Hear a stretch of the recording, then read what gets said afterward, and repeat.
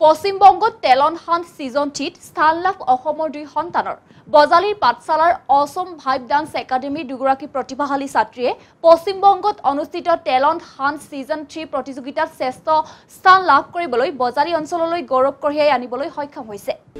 বজালীৰ বাঘমাৰাৰ বাসিন্দা দ্বিতীয় শ্ৰেণীৰ ছাত্ৰী দিব্যাশ্ৰী ডেকাই এই প্ৰতিযোগিতাত প্ৰথম স্থান অধিকাৰ কৰিছে। আনহাতে আনন্দবাজাৰ ৰৌমাৰী বাসিন্দা প্ৰথম শ্ৰেণীৰ ছাত্ৰী নেন্সি চৌধুৰীয়ে তৃতীয় স্থান লাভ কৰি বজালীলৈ গৌৰৱ কঢ়িয়াই আনিছে।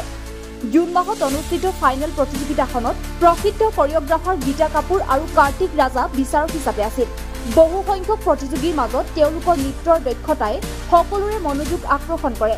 স্থানীয় ৰাইজ নৃত্যশালাৰ তত্ত্বাৱধায়ক বৰষা শৰ্মাৰ লগতে প্ৰশিক্ষক ব্ৰজেন দাস অভিভাৱকসকলে দুয়োগৰাকীকে শুভেচ্ছা জনাই ভৱিষ্যতৰ সফলতাৰ বাবে শুভকামনা প্ৰকাশ কৰিছে।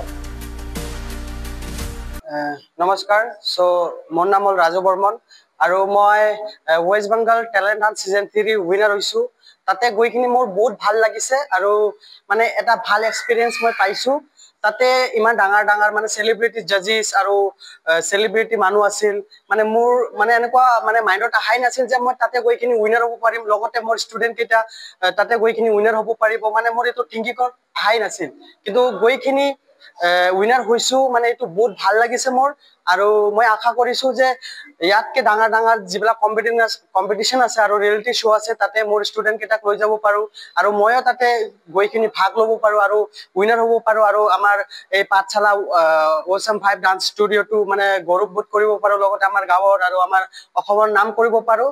এইটোৱে মানে মোৰ মানে মনৰ পৰা মোৰ থিংকিঙৰ পৰা মানে বহুত মানে ইচ্ছা কৰিছোঁ আৰু এইখিনি মানে কৈছোঁ আৰু মানে আৰু ক'ব লগা মানে একো নাই। মানে বহুত ভাল লাগি আছে যে মানে এটা পজিশ্যন আমি দখল কৰি আহিছোঁ আৰু ভাল ভাল পজিশ্যন দখল কৰিম, এইটো মই আশা কৰিছোঁ। নমস্কাৰ। আজি অসম ভাইবৰ ফালৰ পৰা আমাৰ এটা সুখবৰ, যিটো আমাৰ দুজন ছাত্ৰী দিব্যাশ্ৰী আৰু নেন্সি প্লাছ আমাৰ আমাৰ মানে ফেকাল্টি ৰাজু বৰ্মন ছাৰ, তিনিওজনে আজি শীৰ্ষস্থান লাভ কৰিছে। তাৰ কাৰণে আমি বহুতখিনিয়ে হেপী। প্লাছ এই কম্পিটিশ্যনটো হৈছিল ৱেষ্ট বেংগল, যিটো কম্পিটিশ্যনটোৰ নাম হ'ল West Bengal talent hunt season 3। এইটো হৈছে ৱেষ্ট বেংগল। এই কম্পিটিশ্যনটো ৱেষ্ট বেংগলত অনুষ্ঠিত হৈছে আৰু কম্পিটিশ্যনটো হ'ল West Bengal talent hunt season 3। তাত জাজমেণ্ট হিচাপে গীতা মা আৰু কাৰ্তিক ছাৰ। আজি সিহঁতৰ আগত আমাৰ তিনিজনে মানে শীৰ্ষস্থান দখল কৰিছে। এইখিনি কাৰণে বহুত এটা ডাঙৰ কথা। এইখিনি বাছ আমি আমাৰ অসম ভাইবৰ ফালৰ পৰা আমি এইখিনিয়ে মানে চেষ্টা কৰিছোঁ যাতে আমি ৰিয়েল নলেজ প্লাছ ৰিয়েল বস্তুখিনি আমি দিব ট্ৰাই কৰি আছোঁ।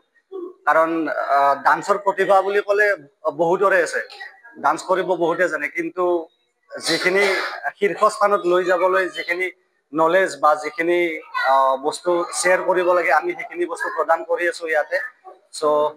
বাছ এইখিনি ষ্টাৰ্টিং আৰু আগলৈ বহুত বাকী আছে।